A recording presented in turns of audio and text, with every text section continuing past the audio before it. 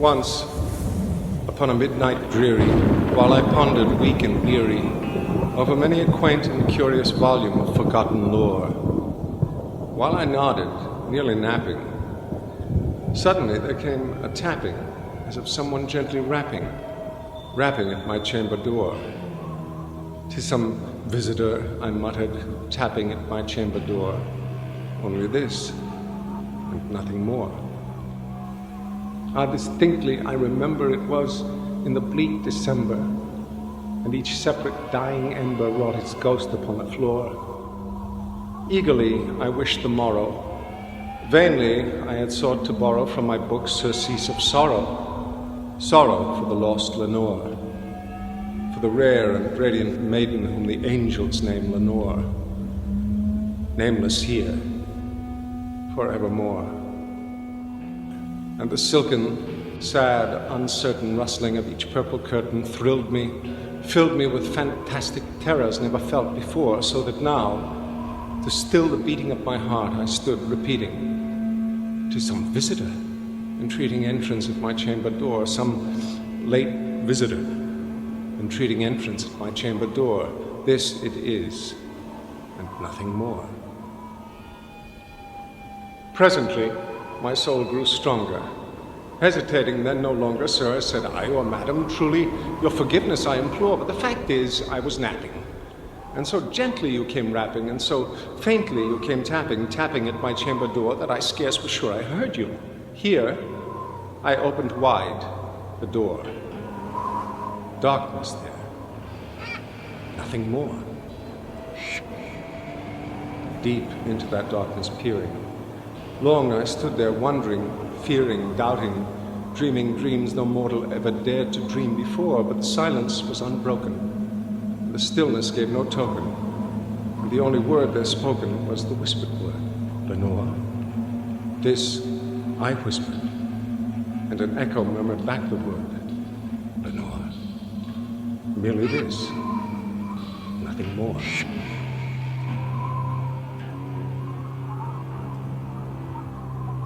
Back into the chamber turning, all my soul within me burning, soon again I heard a tapping, somewhat louder than before. "Surely," said I, "surely that is something at my window lattice.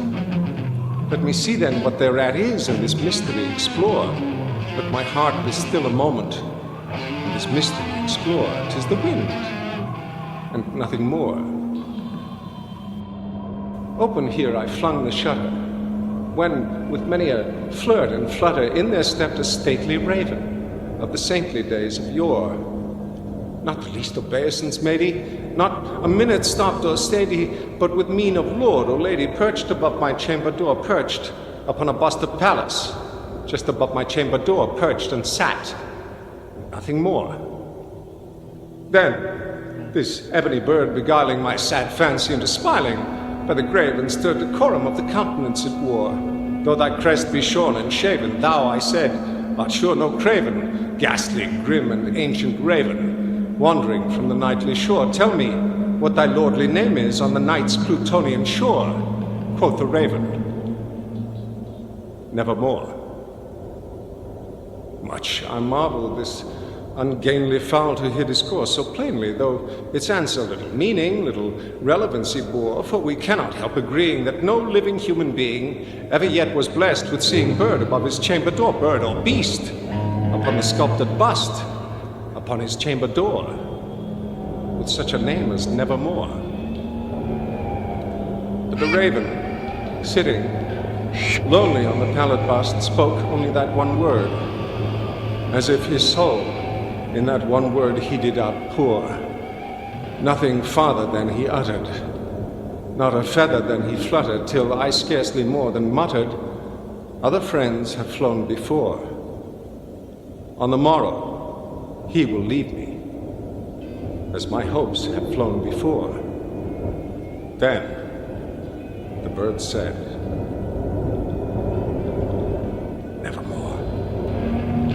Startled by the stillness broken by reply so aptly spoken, "Doubtless," said I, "what it utters is its only stock and store, caught from some unhappy master whom unmerciful disaster followed fast and followed faster, till his songs one burden bore, till the dirges of his hope that melancholy burden bore of never, nevermore. But the raven, still beguiling all my fancy into smiling straight, I wheeled a cushioned seat in front of bird and bust and door. Then, upon the velvet sinking, I betook myself to linking fancy unto fancy, thinking what this ominous bird of yore, what this grim, ungainly, ghastly, gaunt, and ominous bird of yore meant in croaking nevermore. This I sat engaged in guessing, but no syllable expressing to the fowl whose fiery eyes now burned into my bosom's core.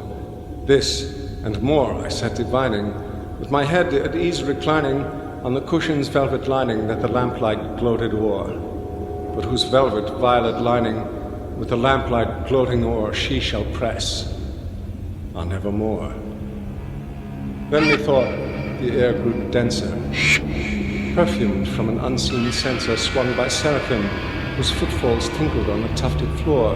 Wretch, I cried, thy God hath lent thee, by these angels he hath sent thee respite, and nepenthe from the memories of Lenore. Quaff, O quaff this kind nepenthe, and forget this lost Lenore, quoth the raven, nevermore. Prophet, said I, thing of evil, prophet, still a bird or devil, whether tempter sent or whether tempest tossed thee here ashore, desolate, yet all undaunted, on this desert land enchanted, on this home by horror haunted, tell me, truly I implore, is there balm in Gilead? Tell me, I implore, quoth the raven, nevermore. Prophet, said I, thing of evil, prophet, still a bird or devil, by that heaven that bends above us, by that God we both adore, tell this soul with sorrow laden, if within the distant Aden it shall clasp a sainted maiden whom the angels name Lenore. Clasp a rare and radiant maiden whom the angels name Lenore, quoth the raven, nevermore. Be that word our sign of parting, bird or fiend, I shrieked, upstarting, get thee back into the tempest and the night's Plutonian shore. Leave no black plume as a token of that lie thy soul hath spoken. Leave my loneliness unbroken, quit the bust above my door, take thy beak from out my heart, and take thy form from off my door, quoth the raven, nevermore. And the raven, never flitting, still is sitting on the pallid bust of palace just above my chamber door. And his eyes have all the seeming of a demon's that is dreaming, and the lamplight o'er him streaming throws his shadow on the floor, and my soul from out that shadow that lies floating on the floor shall be lifted